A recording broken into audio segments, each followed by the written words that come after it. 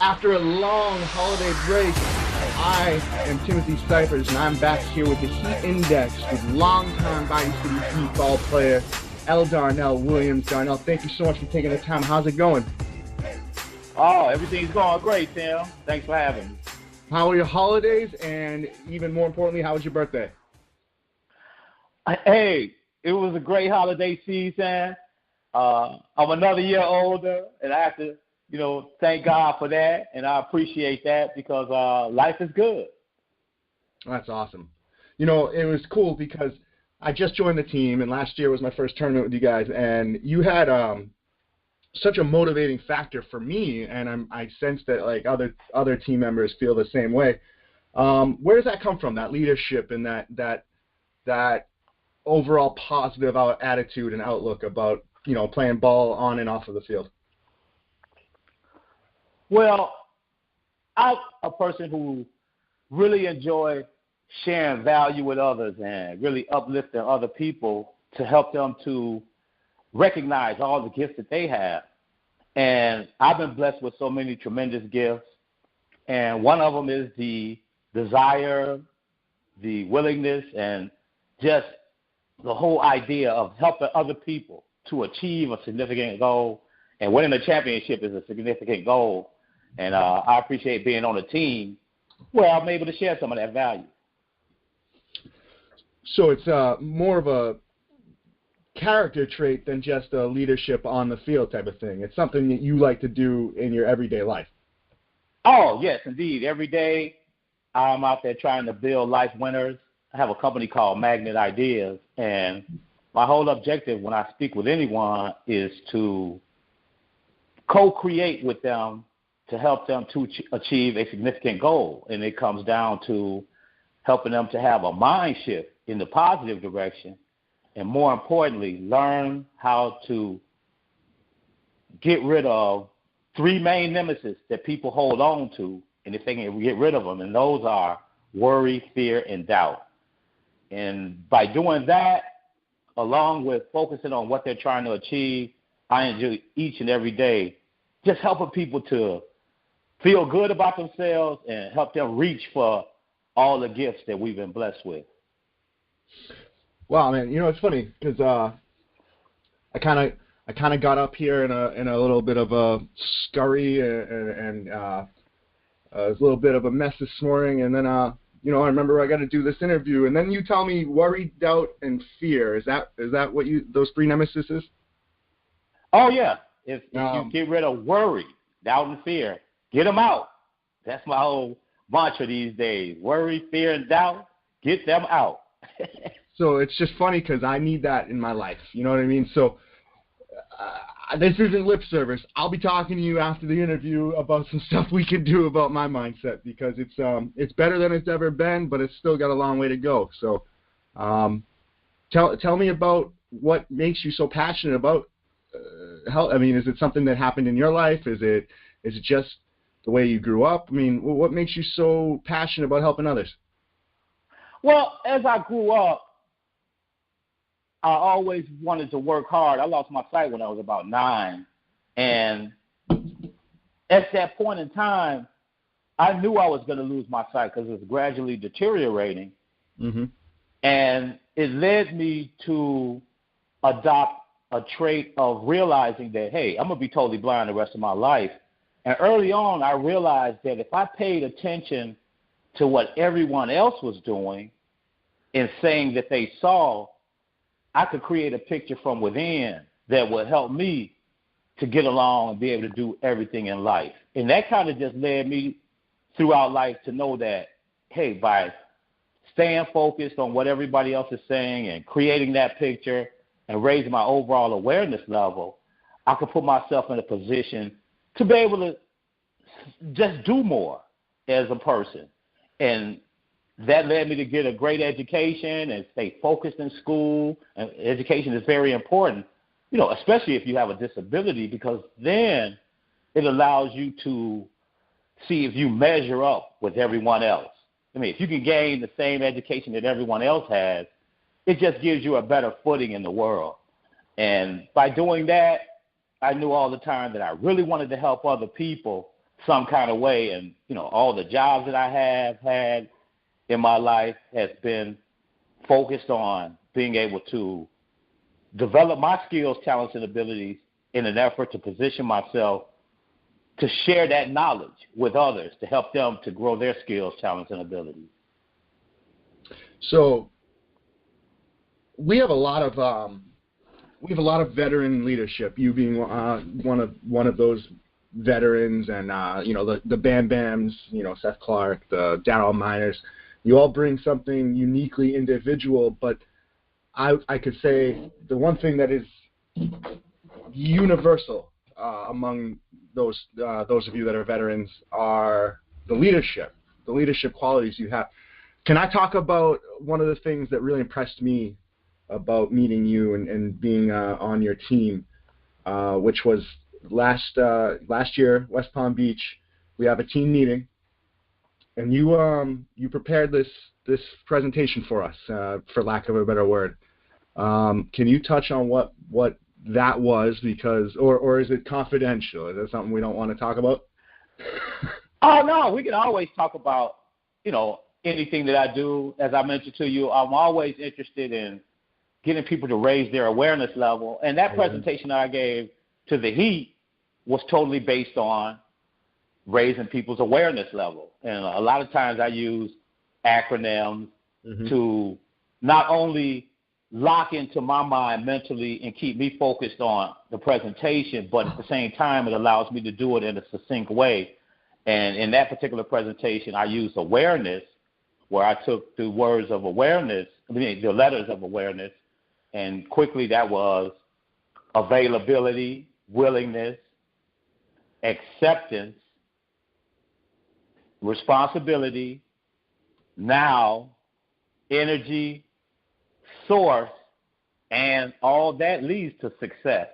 And again, it allowed me to put together a little short presentation. It was about 8 or 9 minutes that would give people just that little edge of knowing that if they grasp that, even in their everyday life, approach that life from an awareness standpoint, they will be able to be more focused at what they're doing and kind of stay locked in and put them into an action mode.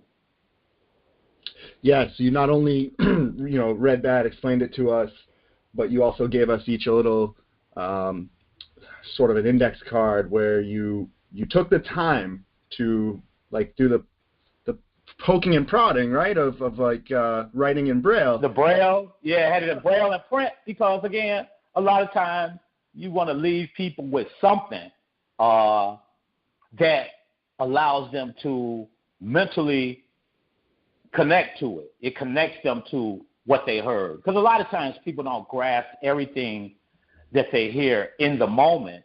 So by being able to provide people kind of like a souvenir, so to speak, it gave them a chance to, hey, if they looked at it, they could see, oh, this is awareness, and apply it to themselves. And just like I had even also created a song on behalf of the Heat at that time because, again, it's all a connector. By being able to provide an audible sound, which was the song was, it was an audible connection to the presentation. See, so everything always stems from giving a person or a group or what have you an opportunity to always be able to mentally think about what they heard and have those connectors so that they can experience or develop or position themselves to have a mind shift whenever they want to. Wow. So I will say that I don't read Braille. I tried shortly after my vision loss, and I gave up on it because that's just kind of been my style growing up, and I'm getting out of that, and it's something I haven't ruled out. However, my point is, I have that card, and I'll never forget that moment because for me it was like this culture, man, this veteran leadership and this mixture of veteran leadership and this mixture of youth and the culture. I've experienced it in another team, and it was great there too. But this is unique, and it's always going to be unique to a program. And It was just cool. It was my way of like really feeling like I'm here. I want to be here because it for me it was a lot about faith, whether it's faith in God or faith in yourself or faith in the unit. I don't know, that's individual, but that's what it stemmed from for me. It was like faith, and for me it was in God and in myself and my teammates. But oh man, it was just exactly. It was yeah. No, please go ahead. No, I was just saying that. Thanks, I appreciate that because, like you say, it's all about us being able to get so familiar with ourselves that we even are able to realize that we also have a connection to Source. I mean, Source could be whoever you call it. It could be Jesus, God, Buddha, whatever. But being able to have that understanding and know that Source is always there with you and always available for you to go to and draw upon to get through life on a daily basis. Just knowing that that Source is there with you kind of gives you an edge once you recognize that you have that element. For me, I can't do it alone. Whether that's with people on the earth or the universe or God, I mean, it's just not something I can't do this every day-to-day stuff. Can't play beat baseball. I can't do it alone. So it's just amazing that you Source, man. That's the one I'm going to focus on when I'm going to go check out that academic because I really digged it, man. It was really, really cool.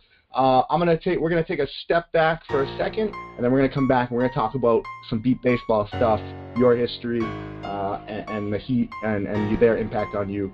And we're gonna be right back after this.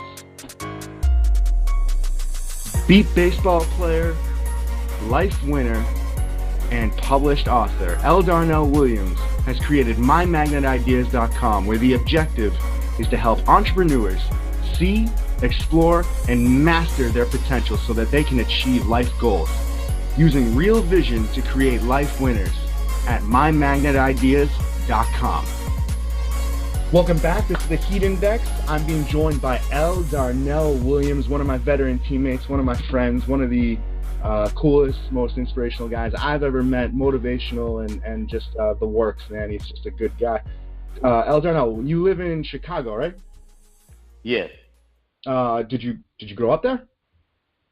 Oh yeah, I've been in Chicago my whole life, and I really enjoy it because in Chicago I'm able to move around independently at any moment and get to any address, and that's kind of like a big one. I would say one of the biggest keys that I have, the ability to be able to go anywhere at any time. Because again, I don't know if you know this, but you got half the people beat if you're able to show up at an event or wherever it is, and that gives you an edge, just knowing that you can get there.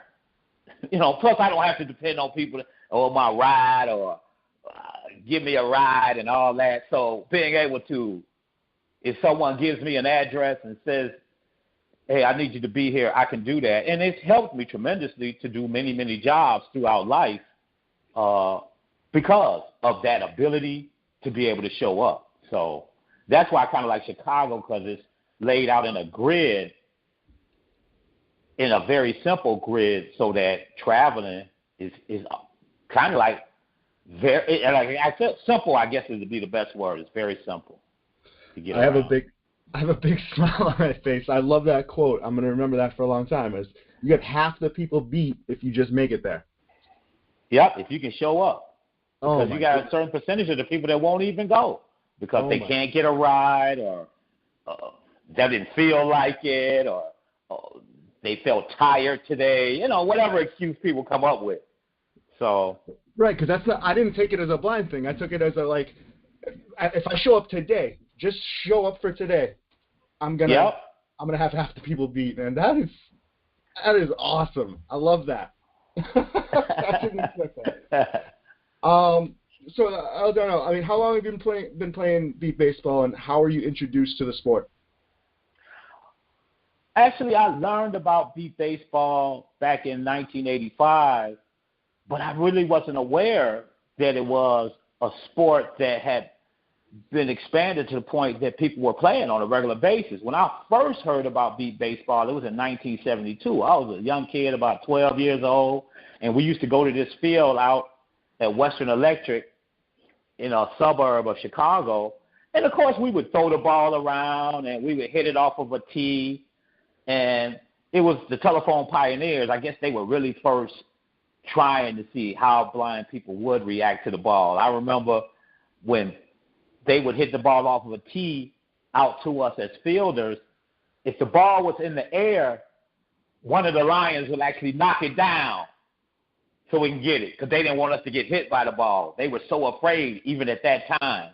So in 85, when I learned about the sport and realized that it was organized and being played, I began to look for a team, and I joined the Chicago Bluff in 1987.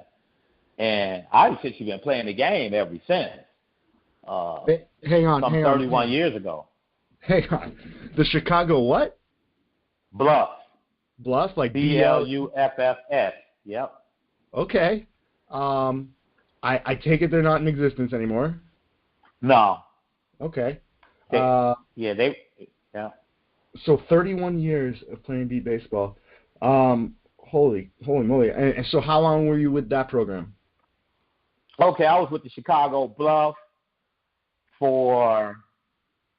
was kind of on and off, because I was with the Bluff from 1987 through 1992, when I actually left the Bluff to join a newly started team, which is Chicago Cobras, that was in existence for like 3 years. Then I went back to the Bluff in 1994 after playing 2 years with the Cobras. I went back to the Chicago Bluff. And then the Bluff disbanded in 1996. Okay. Now, but after 1994, I actually started a team myself in 1995. It was called, because I had an organization I had set up called the Visually Impaired Athletic Association, and we actually started a team called the VIA, which is VIAA Fast Start Comet. And that team was in existence for 1 year, and then, of course, negativity reared its ugly head, and people wanted to sabotage it, and, of course, they did. So we had a great year. The team, we were able to put together a team and take them to a tournament. And I think the whole focus for that VIA Fast Start Comet was to take a team to the World Series. But what we had expressed to the players that year is that we wanted them to be so focused on playing beat baseball. The Visually Impaired Athletic Association said what we would do is we would eliminate any other outside concerns that people would have. So what we did is we brought the team to the tournament. We flew them there. We housed them. And, we gave everybody a per diem of $100. We actually distributed it $20 a day for the 5 days once the game started. And I don't know. It's something about that maybe we had too much success too soon, because the team actually won what they used to have, the Consolation Championship that year. The team actually won a championship, which was kind of interesting because as they do it now, they didn't have the brackets like they do now.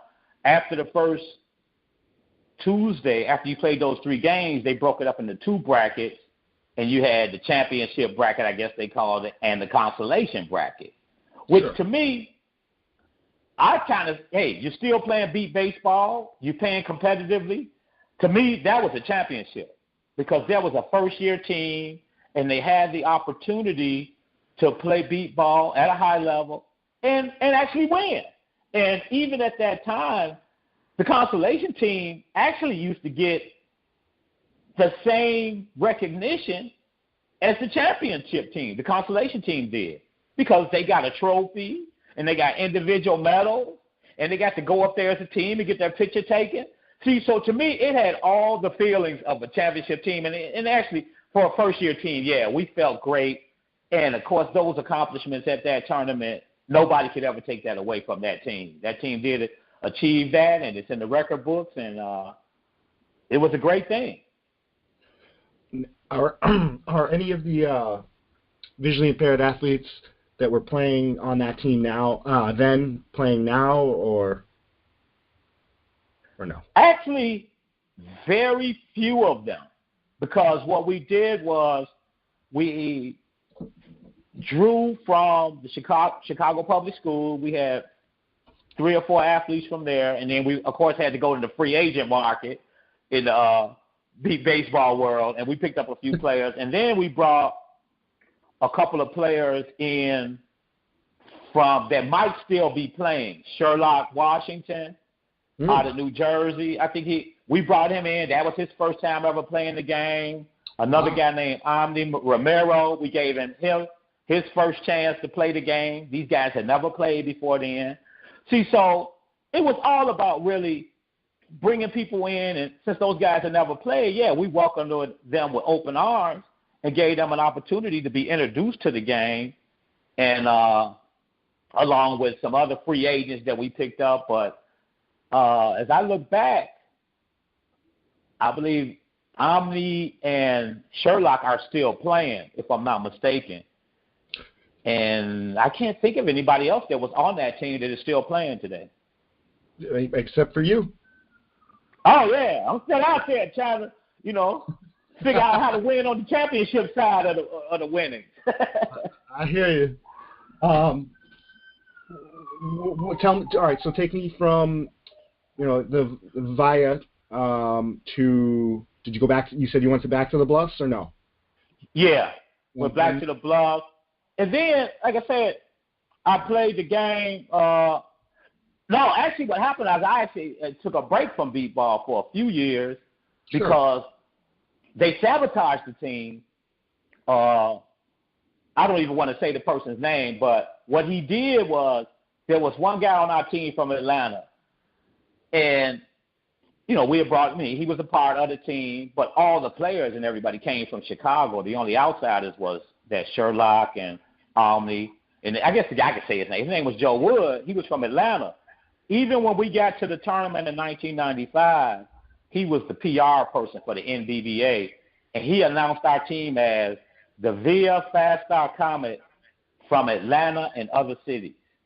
And I thought that was so ridiculous because as we put together this team, all the actual players practiced in Chicago 2 times a week in 100-degree temperatures, because that was back in the day when the temperature would get up to over 100 in Chicago and really be scalding. And we brought those people there, and this guy, but he really wanted to have the team be his. So what happened was he started talking behind my back and really sabotaged the team.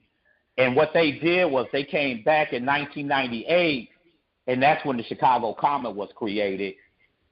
But, of course, I was never invited to be a part of it because, again, it was people like Joe that wanted to have a team for themselves, and they really, I guess, in a lot of people's mind, felt that the Via Fast Star Comet had too much success too soon, and they had to kill it. And, of course, they did. So I took some time off, and I came back, and I started playing with several other different teams outside the city. I mean, of course, I wasn't invited to be with the Chicago Comets. So I played with Oklahoma. I played with Denver. I played with Oklahoma a couple of years. I even played against the Bayou City Heat when they won the championship in 2002. And I was with Oklahoma at that time. And it was exciting, though, because I got a chance to be in the championship round. And I look at it, I've been in the championship game several times. I played in the championship game in 1988 with the Bluffs. In 90, with the Bluff, we lost to the Eagles from Indianapolis. In 92, I was there with the Cobras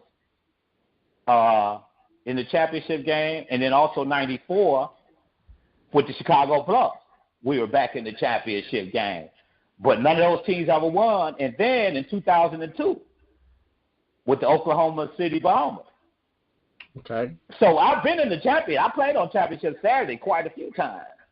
And so I know what it's like to get there, and I know what it feels like. Just don't know what it feels like to win it. And of course, after playing with several different teams, I actually rejoined. Not rejoined, but I asked, I said, got rid of all the angst and whatever, and I became a member of the Chicago Comets in 2006, and I played with them for 6 years, and it was exciting being able to play beat ball again and play at a high level. I did whatever the team asked me to do, contributed on and off the field, but for whatever reason, pardon me? There's something to be said about playing for your hometown team, too. Yeah, I mean, it was exciting being able to do that, especially after playing with several other teams. But I guess, maybe I wore out my welcome in Chicago because even though I actually did absolutely everything they asked me to do on and off the field, from fundraising to playing at a high level, but evidently my confidence and enthusiasm to win, a lot of people didn't take too well to that. So in 2011, I left and I came over to the Bayou City Heat, and I've been with the Bayou City Heat ever since then. And what the Heat offered to me was a team that appreciated me as a person and not really, be taken aback by whatever there was going on with the Chicago Comets. I really enjoyed playing with the team in Chicago, and I felt that I was a big-time contributor, but something got lost in the shuffle. So I wound up with the Heat, and I've been with the Heat. This will be my 7th year with the Heat coming up here in 2018. Wow. Couple of things. I know not as well as you do, but I know what it's like to get to Saturday. 2016, lost to we got me and the Renegades and I got stomped by the Indy Thunder, right? Oh, wow, okay. Uh-huh. and then the other thing is, I know what it's like to feel like you've put your heart and soul into something and then still have it not go or end the way you'd like. And all I can say is I'm where I am now, and you're where you are now. I think we're happy. Absolutely. I can't speak for you, but I know I'm happy. I hope you can hear the enthusiasm in my voice because, being with the allowed me to really feel like I'm a part of the team, and everybody enjoy you. There's no animosity. There's no backbiting and all that kind of thing. That was actually a part of the Chicago Comets. It was unfortunate, but again, once you realize a team is not considering playing at a high level, that's what makes you want to move on because they've made it clear, at least from my standpoint, mentally, that hey, this team is not really interested in playing at a high level, and they didn't make me feel like I was a part of the team. So I was in search of a group of people that was going to make me feel like I was a part of a team that appreciated my skills, talents, and abilities and the efforts that I was willing to contribute to the team. And that we could, feel good about each other and, have good times and really experience some real good competitive beat ball and a chance to win. Darnell, I'm not to be sappy, but I'm going to be savvy. I've had a smile. I've had a smile from ear to ear 3 or 4 different times in this interview already. So that's because and when that happens, it's because I agree and I can feel it, and I've in a brief time gotten to experience that, and with Bayou City, you do feel a part of right away. I can speak to that because it's fresh for me. Yeah. Or like JC, for example. When I joined the team last year, before I even meeting you guys in person, he's just like, hey, we're going to have a conference call, for example. This is an example. And, we'd like you on that call. And, hey, he just stressed, you are just as much a part of this team as anyone else. I'm like, I haven't even stepped foot on the field yet. It doesn't matter. You say, we come to an agreement that you're a Bayou City Heat. Your vote counts. Your voice matters. And that type of thing, and it's just like, holy smokes, man, like that, and because not only did he say it, but he backed it up, and so did you guys, and it's just, an unbelievable experience, man. I'm so excited for this season coming up. Before we get to the Bi-City Heat stuff, tell me about, like, what is your biggest accomplishment, or maybe not biggest accomplishment, but what do you value most as far as your playing career goes? Because it's lengthy and there's probably a bunch. So if you want to touch on more than one, by all means. I would say the ultimate was having the opportunity to put together the VFast.com. It was the idea to let me know that, yes, we could create a team. Yes, we could create a team that was competitive. And actually that particular year, and that's what's so exciting to me about that year, is that I had an opportunity to play at probably my highest level, because in that particular tournament, I happened to be one hit away from being the MVP on both sides of the ball. And I thought that was exciting because I won the defensive MVP, and Ernest Cook Jr.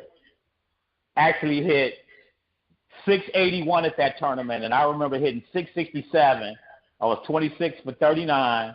Ooh. And if I would have got one more hit, I would have been hitting a 683, and I would have won the MVP. But that's how it goes.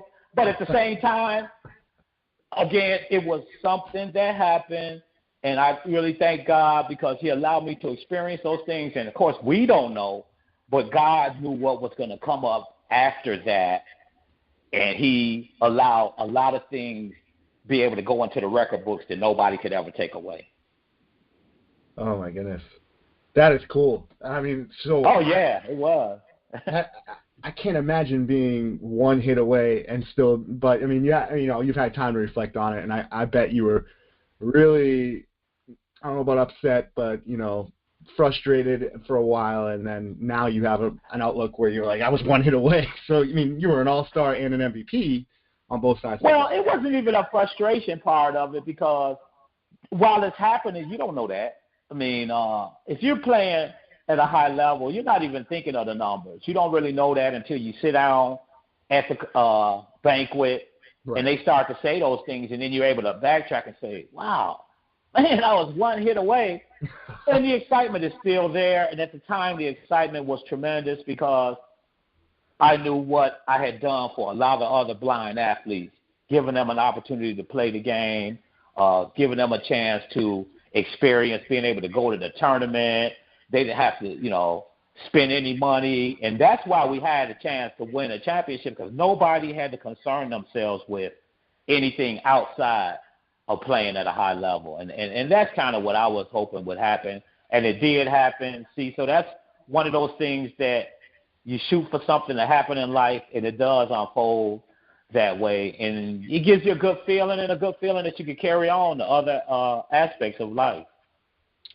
Man, that's a really selfless outlook, is how I would describe that. If there's one thing that is yet to be accomplished by L Darnell in the sport of beat baseball, what would that be?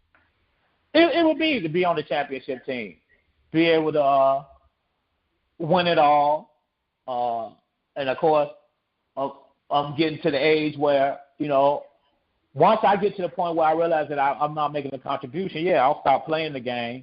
But I do feel that I can continue to be in a position. I'm in excellent health, and I believe I can contribute. But once I believe I can't contribute, then I'll move on. And, hey, it's a lot of great athletes that never won a championship. That doesn't mean they weren't great athletes. So at the end of the day, winning a championship will be the greatest thing. You bet. You just mentioned, you just talked about your longevity, basically, and I had no idea. I didn't know your age until this interview, and you didn't say it, but I did the math based on some of your comments. I would have never guessed that, because you are at a premium conditioning level, I would say. You're still you move around just like me, and I'm, looks like 30 years your junior, so. That's impressive. What's been the key to that? Like, I mean, are you doing the Tom Brady TB12 method or something? Like, what's going on? No, I essentially just, again, what has helped me is utilizing a lot of the things that I share, with my clients about winning in life, and that is being able to create their real vision and think from within. And I carry around a mental picture as to how I want to feel and be on a daily basis. No, I don't want to be in any pain. I don't want to take a lot of medicine. Therefore, at this point in time, and I'll say my age, I'm 58, but I don't take any medicine or any medications. I have used vitamins on a daily basis. At some points, I use supplements, especially when I'm at the tournament. I might add ginseng to my daily regimen, or sometimes there's this one product called Lumi Day. I usually take that because it's kind of like helps you to control your mood so that you don't get emotionally caught up in the game. A lot of times emotions take over, and it causes them to lose focus. So being able to know my body and take supplements and stay at a good weight level, I feel good. And as long as I feel good, I'll continue to play the game. And I've been able to feel that way my whole life. And that's a big part of being able to achieve goals, is knowing yourself in such a way that you take care of yourself mentally, physically, and, of course, spiritually. That's threefold, man. That's how you stay spiritually fit as well as physically fit. I like that. Yep. We're gonna take one more quick break, and then we're gonna come back. We're gonna talk about the Bayou City Heat. I'm gonna ask you, a hosh-posh of a few other questions, just so we are talking on a personal level. This is the Heat Index. This is L Darnell Williams on TV7. We'll be right back. If you're interested in winning at life, check out the ebook, Real Vision, Your Blueprint to Winning in Life by L Darnell Williams. In this ebook, we are sharing with the reader an opportunity to build their life the way they want it. By developing and controlling their mind by using real vision, they can become a life winner by simply recognizing and realizing they can build their own life blueprint. As each reader discovers, explores, and masters their own real vision, they will see clearly how their mind works and how they can create a mind shift at will to become a life winner. Real Vision, Your Blueprint to Winning in Life by L Darnell Williams can be found on Amazon.com.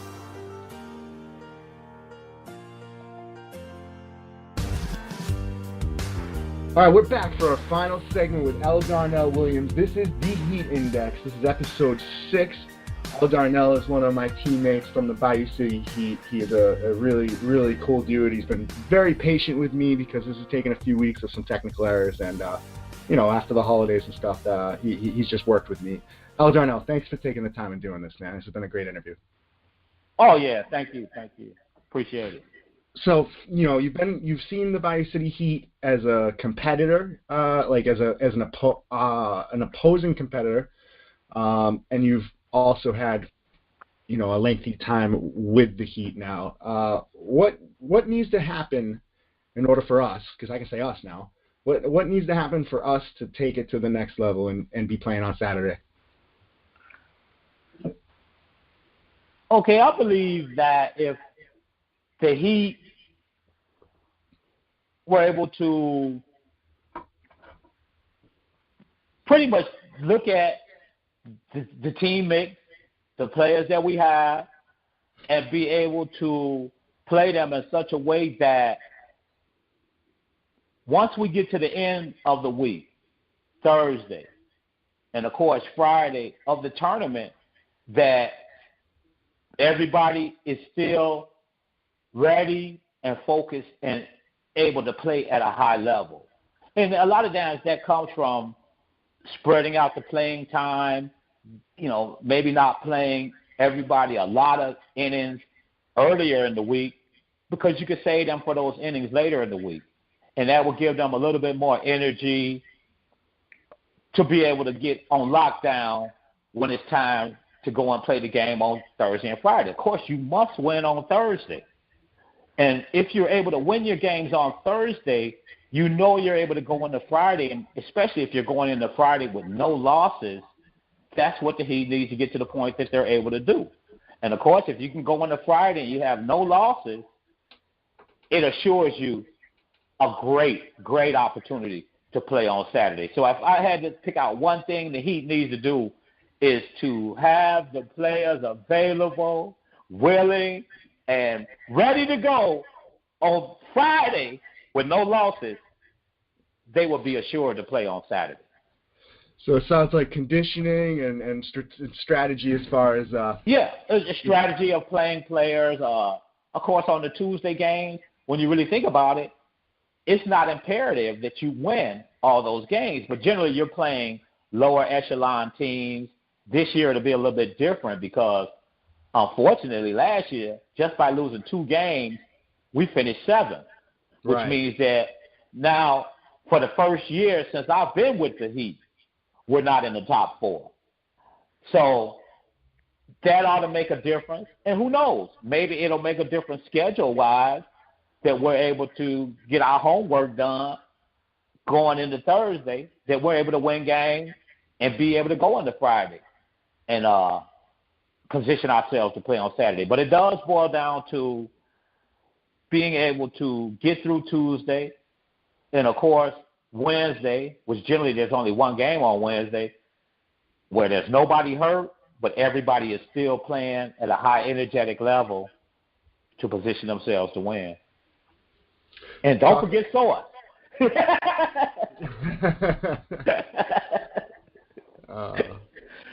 So tell me about the impact of our volunteers, and you know, past and present, because I think the sport in general is just so immensely lucky and blessed to have so many sighted and volunteers to help us, coaches.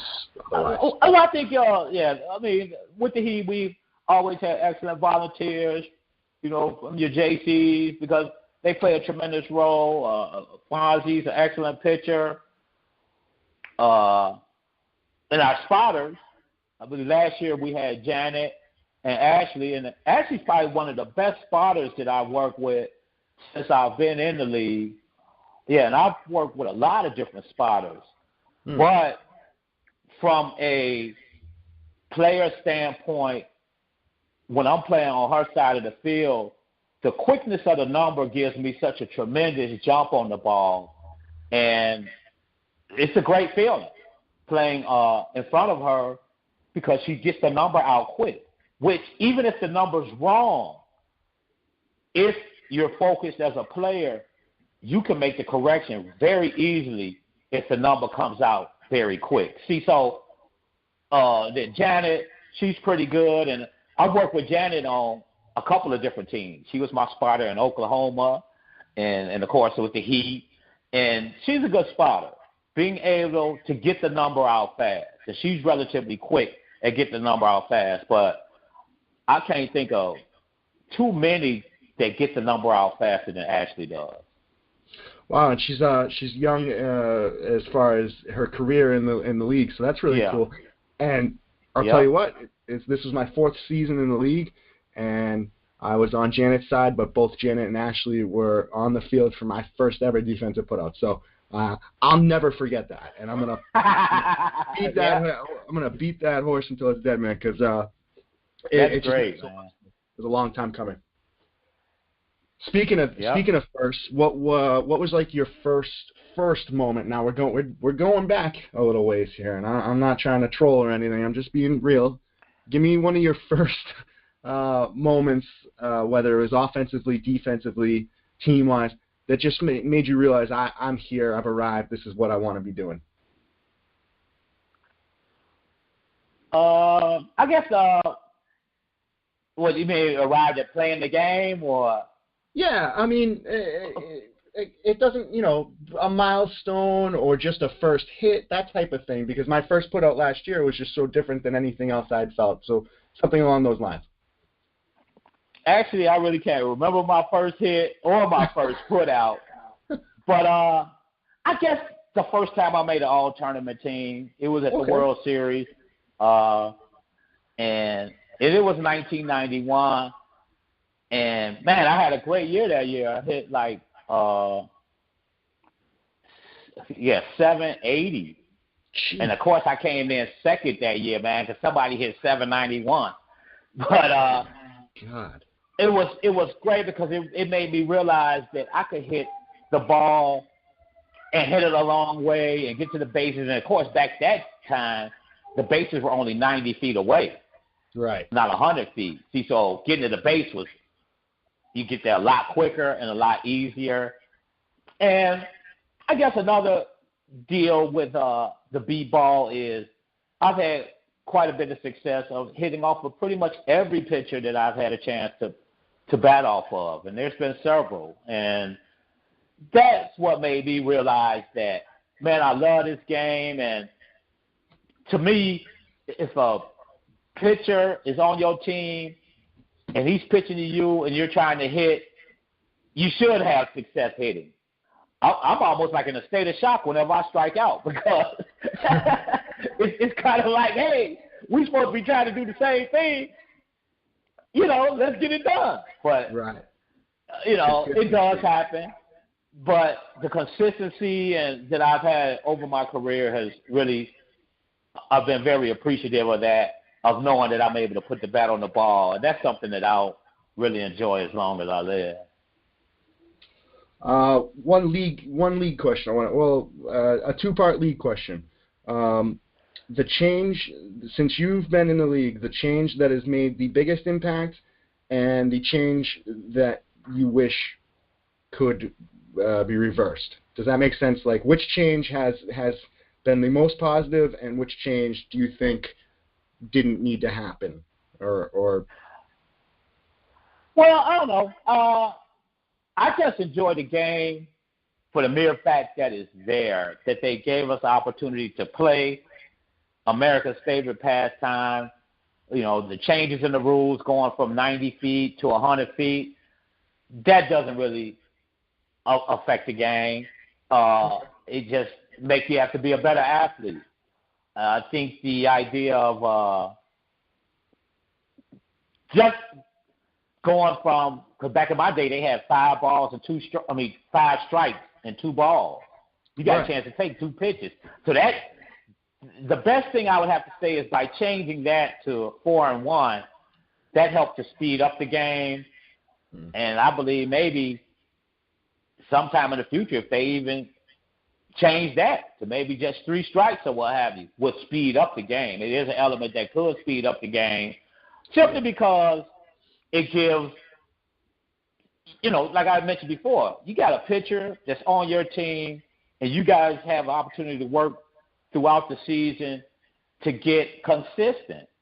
And he's pitching it in there and you're trying to hit, and to create that consistency would definitely speed up the game and therefore give a lot of people a chance to, to be able to play at a high level. But I know the reason why they keep it at 4-1 is because a lot of people aren't that proficient at being able to do that, and they want to give them every opportunity to be able to hit the ball, and there's hence the opportunity to take a pitch.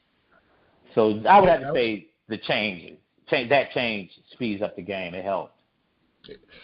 That's some insightful stuff from someone who's been doing this for a long time. So you could speak to pre-adjustment to post-adjustment. So I can't imagine 5 strikes and 2 balls, but you. Oh yeah, those games used to take forever. And they were high-scoring games because the base was only 90 feet away. Who's since you've been with the Bayou City Heat, who's made the biggest leap? The one as far as a player or even a coach that you're most impressed with as far as their game goes? I'm not, we're just talking on the field here. I would say Ja'Cory probably, only because he's, made tremendous strides. Definitely defensively, being able to get to the ball. And, of course, he's still growing in that area. But I've seen him grow from where he was, because initially when I got there, he really struggled defensively. So to be able to see him get to a point where he's able to get to the ball proficiently, and that's going to grow on him being able to get to the ball and be ready to catch the ball more proficiently. It'll make a big difference in his career. But the growth that he's had from where he was to where he is now, is tremendous. And, of course, it adds something for the Heat insofar as being able to become a stronger team defensively, because actually before I got with the Heat, they were not known as a defensive team at all. So seeing the team overall grow a little bit more from a defensive standpoint has made a big difference, and that's definitely what we're going to need if we expect to win a championship. Hey, I hope we're listening. I'm listening. I hope the team's listening, because that's that's what we need to do. I mean, if you see, if that's what you've seen as the progression, and you think that just a little bit more of an improvement in that area can help us get to where we want to be, I'm gonna listen to that. You know what I mean? And I know they will too. So that's pretty cool. Yeah, defense wins championship. I know it, man. And speaking of championships, I'm going to end on this note, because I know you're a big sports guy just like me, and we were going to get out of here in time to watch, to tune into some football, right? Yeah. Okay. Give me some predictions and some scores if you dare. Oh, okay. I believe the New England Patriots will actually win today 31-17. Okay. And of course, this one is just because I really want to see it happen, because it's never happened before. I like to see the Minnesota Vikings actually beat Philadelphia with a final score of, we'll go 24-17. All right, you're on the record. All right, let's see what happens, though. Because the reason I want to see that is I want to see Minnesota play in Minnesota for the Super Bowl. That'll be the first time something like that happened, and it will be unique, and it will be something great to see. Absolutely. Do me a favor. I want you to talk to me, let us know. So you have a website for Magnet Ideas? Oh, yeah. Yeah, like I said, the name of my company is Magnet Ideas. People can go to mymagnetideas.com. And, of course, all I'm out here to do is build life winners and help people to achieve goals on a high level. I recently completed a book called Real Vision, Your Blueprint to Winning in Life. And you can pick that up at Amazon. It's right now an ebook, but I'm planning to come out with the print edition and an audio edition in the next couple months. Okay, okay, say that one more time. mymagnetideas.com. That's the website. That's the name website. Of the book is called. The title of the book is Real Vision: Your Blueprint to Winning in Life. All right, and you can find it at Amazon as an ebook for now. Yeah. Oh boy, that is some huge stuff. We got a lot of authors, a lot of speakers. I mean, just the most diverse group of people on our team, man. That is some cool stuff. So mymagnetideas.com, Real Vision, Your Blueprint to Winning at Life on Amazon. And watch out for us. I know we got a casino night coming up on March 3rd that I doubt, I know I won't be making. I don't know if L Darnell will be making, but that is going to be in the Houston area. L Darnell, do you have any final words before we wrap this episode up? Well, I would just like to see us get focused and put ourselves in a position to win a championship, so that next year we'll be able to share what it's like to win on the Heat Index. Oh, that'll get me some listens. Get us some listens, I should say. Yeah. In all seriousness, man, you did remain patient with me, which I really appreciate. But more importantly, you shared a lot of insight here, and I think there's going to be a lot of stuff people can take and value, because I know I have just in this this hour of talking with you. We're going to do it again. For now, I'm going to get everyone's story, and then after that, we'll have some recurring guests, and we'll do it hopefully on a regular basis. I got some big ideas for the season, but most importantly, I just want to have fun. I want to enjoy my time with you guys because you're my teammates on the field, off the field. You're my teammates, but you're my friends too, and that's what's cool to me. So I want to thank you from the bottom of my heart for coming on. And thank you. Sounds great. By all means, man. My name is Timothy Cyphers. This has been L Darnell Williams, and this has been The Heat Index. Please check us out next time. Go to Apple Podcasts, search for The Heat Index, or go to theheatindex.buzzsprout.com and give all the previous episodes and this episode for sure a listen, because it's all good stuff. Thank you so much, and I will see you next time.